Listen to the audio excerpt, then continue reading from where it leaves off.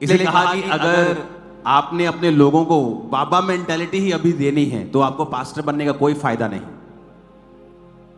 क्योंकि बाबा लोग भी यही कहते हैं, आपको बाबा से मिलना है। अगर आपको क्रिश्चियनिटी में भी यही ट्रेंड फॉलो करना है तो फिर आप क्यों आए हो? क्योंकि क्रिश्चियनिटी में आपको मिलना मुझसे जरूरी नहीं, मुझे सुनना बहुत जरूरी है आपको। अगर आप मुझे सुन सकते हैं तो आप वो सब कुछ ले सकते हैं जो मैं आपको कह रहा हूं। अब मैं तो नहीं जानता हूं ये परिवार यहां बैठे, पीछे बैठा, लाखों लोगों में कहां बैठे, लेकिन जब वचन हो रहा है, जब गवाहियां हो रही हैं, जब वर्शिप हो रही है, तो मैं रोने लगता था। मुझे ये नहीं मालूम मैं क्यों रो रहा हूं, लेकिन मुझे रोना आता था। वो क्या था? पवित्र आत्मा आपको छू रहा है, उसको मालूम है कि आप किस नुक्कड़ में बैठे हैं, आप कहां बैठे हैं, आप किस ब्रांच में बैठे हैं।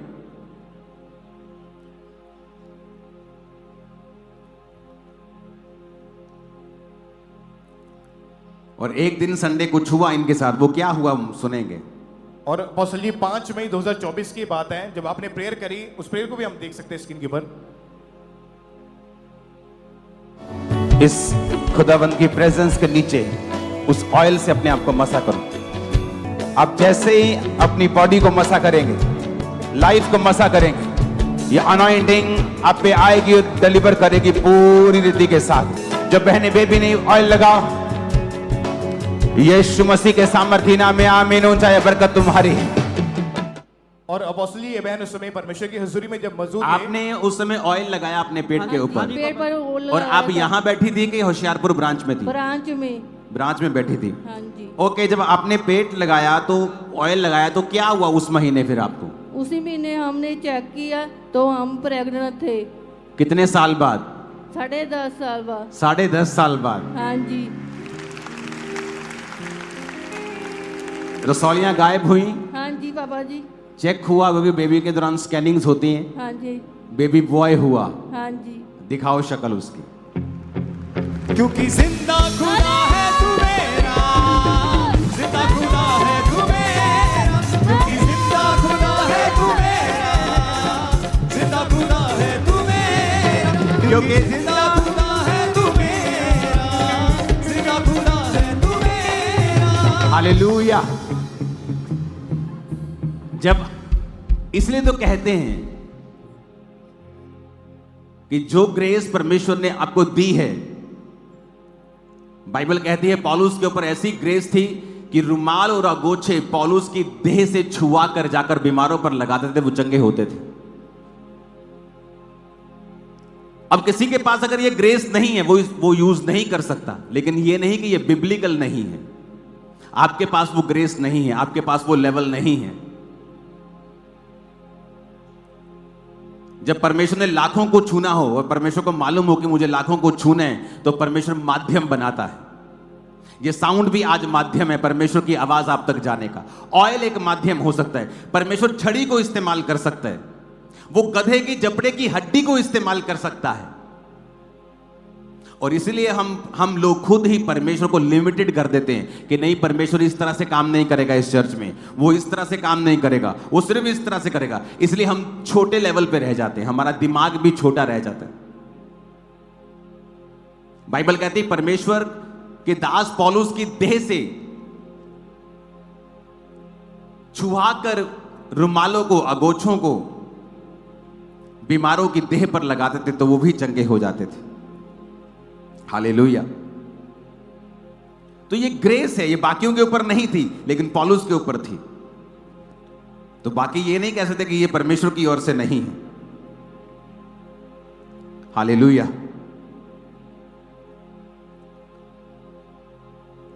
इसलिए आपको सुनना जरूरी है कि परमेश्वर आपसे क्या कहता है।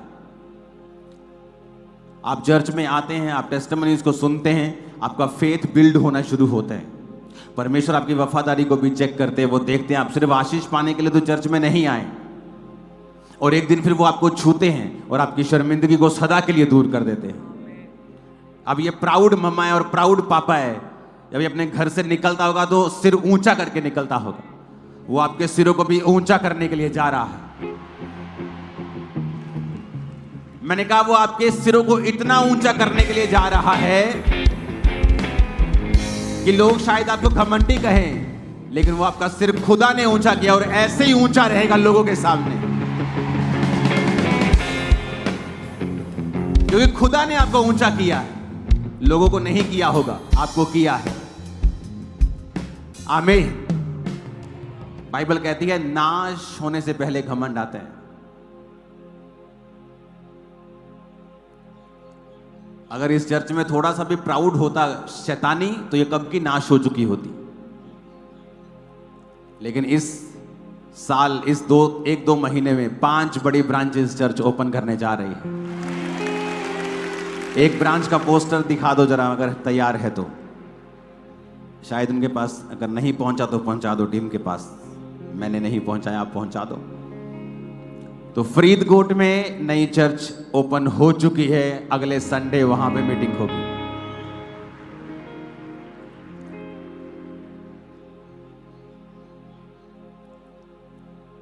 हालेलुया। इस वीरवार कहां आना है? कहते चर्च ना आज ही हो वीरवार। कहां आना है? बटाला में। इसको फुल एड्रेस दिखाना बटाला का। बटाला विलेज सुनैया। शाम को होगी मीटिंग, और इस क्रूसेड के बाद जो अगली मीटिंग होगी थर्सडे की यहां पर, वो भी शाम की होगी। तो अब शाम की मीटिंग ओपन हो चुकी है।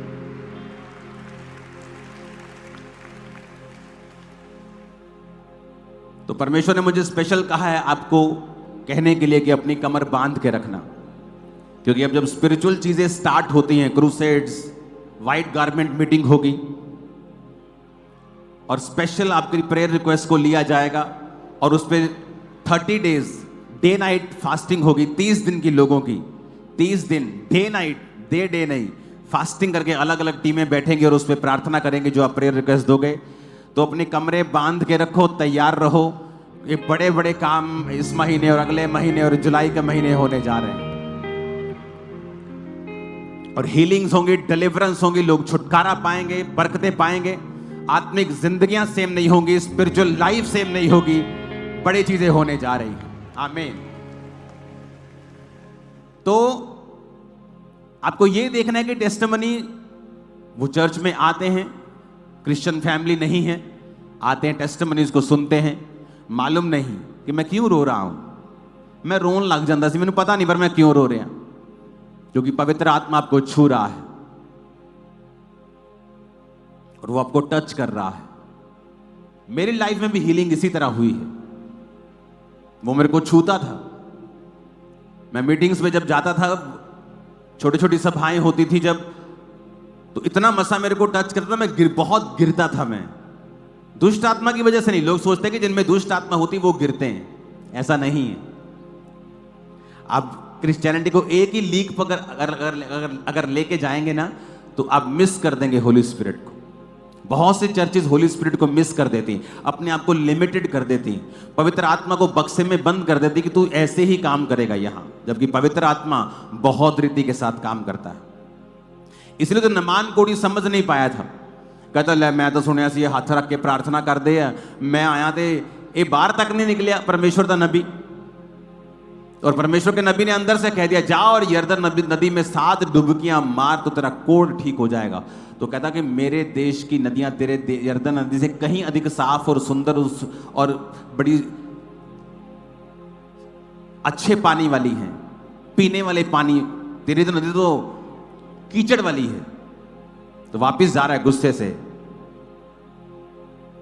और उसका नौकर कहता है कि क्या मुश्किल बात बोल दी उसने, यही तो कहा डुबकियां मार। कितनी मुश्किल है, तू इतना सोना चांदी लेके आया है, तू क्या क्या तूने नहीं किया, क्या क्या इंतजाम नहीं किए, क्या क्या उपाय नहीं किए, तो ये डुबकी मारनी है, सामने नदी बह रही, मार डुबकी। और लिखा जब 7वीं डुबकी मारी तो कोढ़ ठीक हो चुका था।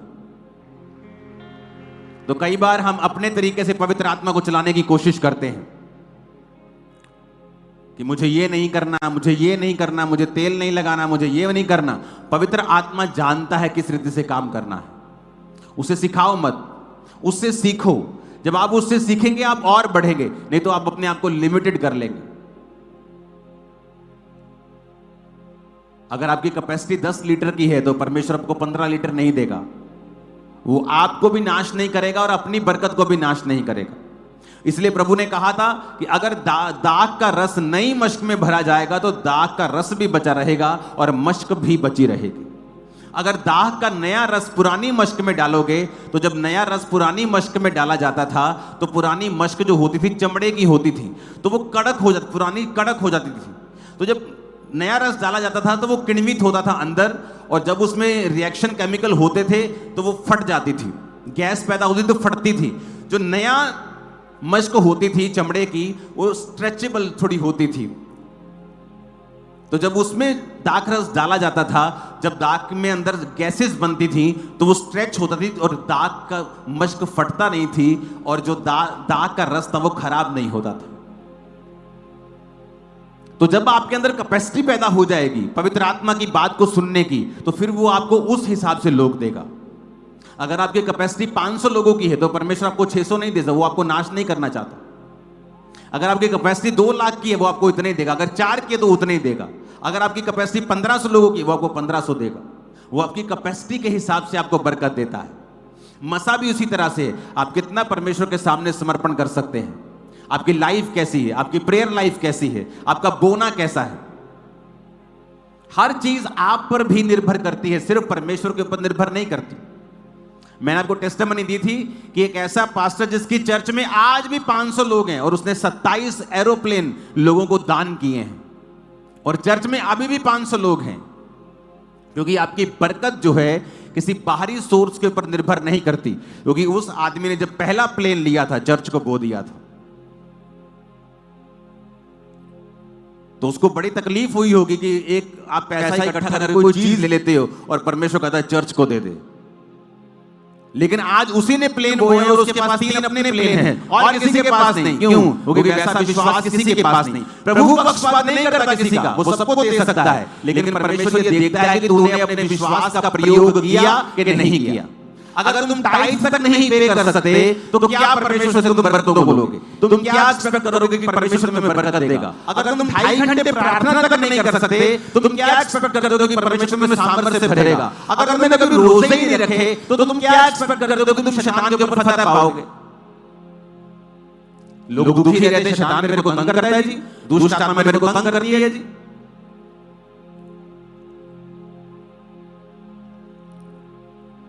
आज ये बेबी के साथ खड़े हैं, तारीफ कर दो जितनी हाथ में ताकत है खुदा पर। दिखा दो बेबी एक बार इनको, बाय बाय कर दो। हालेलुया, तारीफ करो जितनी ताकत है। आप सभी को जय मसीह की दोस्तों आप देख रहे हैं सच्ची और भक्ति चैनल में आप सभी का स्वागत करता हूं। दोस्तों में आप सभी लोगों ने देखा होगा कि अंकुर नरूला जी की वीडियो, और अंकुर नरूला जी हमेशा प्रभु के वचन के अनुयायी हैं और वो हमेशा प्रभु के वचन के तहत अपने जीवन को व्यतीत करते हैं, और हमारे जितने भी मसीही लोग उनसे जुड़े हुए हैं वो भी प्रभु के वचन के तहत अपने जीवन को व्यतीत करते हैं। क्योंकि मेरे प्रियो, यहाँ पे प्रभु का वचन कहता है ईश्वर का वचन पढ़ना और उसका अनुसरण करना हमारे जीवन के लिए बहुत ही अनिवार्य है। जैसे कि हमें अपने जीवन को जीने के लिए खाना की बहुत ही ज़रूरत है, ठीक उसी प्रकार प्रभु कहता है कि इंसान खाना से नहीं बल्कि प्रभु के वचन से भी जीवित रह सकता है, क्योंकि उसके वचनों पे बहुत ही सामर्थ है।